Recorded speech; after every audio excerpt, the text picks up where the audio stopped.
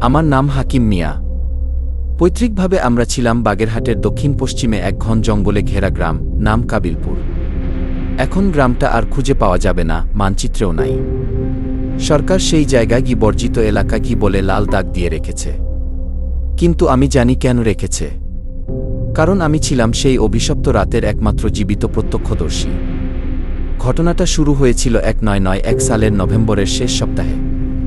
শীত জমে এসেছিল, জঙ্গল ঘন হয়ে উঠছিল, আর সন্ধ্যার পর থেকেই হঠাৎ বাতাসে একটা পচা, ধাতব গন্ধ ভেসে আসত। কেউ টের পেত না কোথা থেকে আসছে। গ্রামের উত্তর দিকে একটা পরিত্যক্ত কুটির ছিল। আগে এক তান্ত্রিক ভিক্ষু থাকত। বছর 10 আগে আগুন লেগে ঘরটা পুড়ে যায়। সেই থেকেই জায়গাটা কি মনাইক হয়ে পড়ে, কেউ যেত না। একদিন সকালে দেখা গেল সেই পোড়া কুটির থেকে কালো ধোঁয়া উঠছে।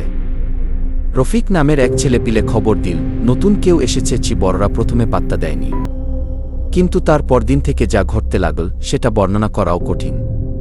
প্রথমেই হারিয়ে গেল ফজলু মোল্লার গাভী, তারপর সালামত চাচার খাসি, পরের সপ্তাহে আমজাদ পাগলার হাঁসের খামার রাতারাতি খালি।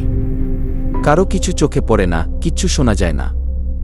শুধু সকালে ঘাসে দেখা যায় টাটকা লাল রক্তের দাগ, আর মাঝে মাঝে এমন হাড় যেন কেউ জিভ দিয়ে চেটে চেটে মাংস ছাড়িয়েছে।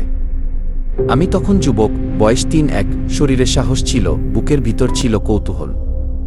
আমি নিজেই গেলাম কুটিরটা দেখতে। দূর থেকেই কেমন একটা শ্বাসকষ্ট অনুভব হলো, শরীরে কাটা দিয়ে উঠল। ভেতরে ঢুকে দেখি একজন মাঝবয়সী পুরুষ বসে আছে, পাথরের মূর্তির মতো, চোখ কোটরের ভিতর গর্ত, আর ঠোঁটজোড়া পুড়ে গেছে মনে হলো। সে কিছু বলল না, শুধু আমার দিকে তাকিয়েছিল একভাবে, যেন বহুদিন ধরে আমার শরীরের ভিতর কি আছে সেটা বোঝার চেষ্টা করছিল। তার চারপাশে ছড়িয়ে ছিটিয়ে ছিল হাড়, না শুধু হাড় না, মানুষের দাঁতও। ছোট ছোট বোতলে লাল কিছু তরল। দেয়ালে লেখা মাংসের চেয়ে পবিত্র কিছু নেই কি। সেদিন রাতেই শুরু হলো জাহান্নামের দ্বার খুলে যাওয়ার মতো এক আতঙ্ক। গ্রামে একে একে মানুষ হারাতে লাগল। প্রথমে জাহিদ, তারপর রুকাইয়া, তারপর হাসান মাস্টারের মেয়ে রিনি। তাদের কোনো দেহ পাওয়া যায়নি, শুধু শরীরের হাড়, কিন্তু এত পরিষ্কার যেন ধারালো ছুরি নয়, বরং কেউ দাঁত দিয়ে গিলে গিলে কেটেছে। মাংস নেই, রক্ত নেই, কেবল হাড়। তখন আমরা গ্রামের কয়েকজন মিলে সিদ্ধান্ত নিলাম আর সহ্য করা যাচ্ছে না। আমি, কাশেম ডাক্তার, রবিউল আর মুন্না 4 জন মিলে এক রাতে কুটিরে গেলাম। ঘরের দরজায় তালা নেই, কিন্তু দরজাটা ঠেলে খোলা যায় না, যেন ভেতর থেকে কেউ ধরেই রেখেছে। কাশেম বলল, আউজুবিল্লাহ, কিছু একটা আছে।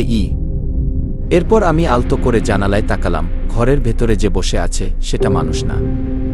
তার শরীরের গঠন মানুষের মতো হলেও হাতগুলো ছিল অনেক লম্বা, হাতের আঙুল 8টা, আর আঙুলের মাথায় ধারাল নখ, যেমন জংধরা ছুরিতে থাকে। সে হঠাৎ ঘাড় ঘুরিয়ে আমাদের দিকে তাকাল, কিন্তু তার চোখে কোনো মানুষই দৃষ্টি নেই, একটা খালি গর্ত, যেন কেউ চোখ তুলে নিয়েছে। রবিউল ভয় পেয়ে দৌড় দেয়।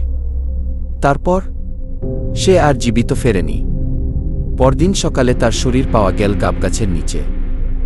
শরীরের অর্ধেক ছিল না, বুকের মাঝখানটা ফাঁকা, ভেতরের সবকিছু যেন কেউ চুষে খেয়ে নিয়েছে। শরীরের পাশে লেখা ছিল, আমার ক্ষুধা থামে না যতক্ষণ না বিশ্বাস নষ্ট হয় কি। তারপর আমি বুঝতে পারলাম নাসিম নামে যে লোকটা কুটিরে থাকে সে মানুষ না, সে একটা কাফের জিন। এবং সে যে ধ্বংস ছড়াচ্ছে সেটা কোনো অভিশাপ না, একটা পরিকল্পিত শিকার। কাফের জিনরা নাকি মানুষের বিশ্বাস ভাঙার জন্য জন্ম নেয়। তারা থাকে শ্মশান, জঙ্গল আর ভাঙা ঘরে। তারা মুসলমানের কণ্ঠে আজান সহ্য করতে পারে না, কিন্তু কেউ যখন নামাজ ছাড়ে তখন সে হয়ে পড়ে শিকার। আমরা যখন গ্রামের মানুষদের নিয়ে হুজুরের কাছে যাই, তিনি বলেন নাসিম যে পথ বেছে নিয়েছে সেটা নিষিদ্ধ জাদুর পথ। সে নিজের আত্মা বিক্রি করে খোলা রেখেছে দরজা, এমন এক দরজা যেটা একবার খুললে মানুষ নয়, পুরা গ্রাম ধ্বংস হয়ে যায়। আর সেটাই হলো সেই রাত, 4 ডিসেম্বর 1991। আমরা সবাই বুঝেছিলাম কিছু ঘটবে, কিন্তু কেউ প্রস্তুত ছিল না। রাত 1-2টা, গ্রামের মাঝখানে হঠাৎ একটা বিশাল গর্জন, মাটির নিচ থেকে যেন কিছু বেরিয়ে এল। কুটির থেকে আগুনের মতো ধোঁয়া উঠছে, ভেতর থেকে ভেসে আসছে একসাথে শতকণ্ঠের কর্কশ আওয়াজ, আরও দাও, আরও মাংস দাও। তারপর আমরা দেখি পুরো কুটিরটা ভেঙে যাচ্ছে না, বরং ধীরে ধীরে মাটির ভিতর ঢুকছে, যেভাবে জ্যান্ত কিছু গিলে নেয় মাংস। আমরা যারা বেঁচে ছিলাম পালালাম, কেউ পেছন ফিরে দেখেনি।